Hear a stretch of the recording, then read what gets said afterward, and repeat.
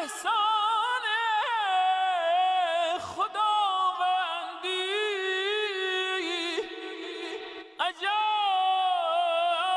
نیست اگر خط در کشی جرم و خطا را.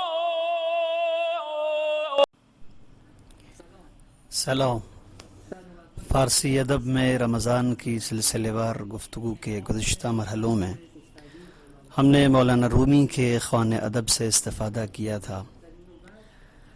آج ہم چاہتے ہیں کہ سعدی شیرازی سے کچھ فیض حاصل کیا جائے. سعدی نے اپنی غزلیات کے ساتھ ساتھ گلستان کی نثر کے مختلف مقامات پر روزے کی اہمیت اور اس کے فلسفے پر بڑے اہم نکات کی طرف اشارہ کیا ہے. انہی باتوں میں سے ایک شاہکار کی جانب آج ہم اشارہ کریں گے اور آپ کے ساتھ اسے دہرائیں گے.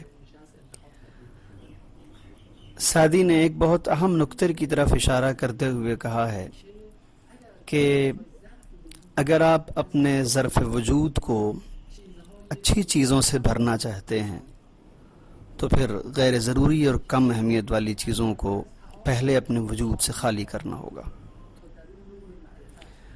چنانچہ وہ فرماتے ہیں اپنے داخلی وجود کو کھانے سے دور رکھو تاکہ معرفت کا نور اس کی جگہ لے سکے.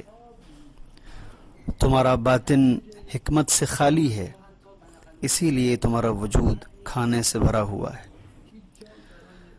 عربوں کے یہاں مثال بولی جاتی ہے کہ کچھ لوگ اتنا کھا لیتے ہیں کہ سانس لینے کی جگہ باقی نہیں رہ جاتی. ظاہر ہے ان حالات میں معرفت کا نور انسانی وجود میں اپنی جگہ نہیں بنا سکتا. خوش نصیب ہیں وہ لوگ جو اس ماہ مبارک میں پرخوری پر کمخوری اور ہوا و ہوس پر نور معرفت کے حصول کو ترجیح دیتے ہیں. خدا کرے کہ یہ معنویت اور یہ معرفتیں ہم سب کو میسر ہوں.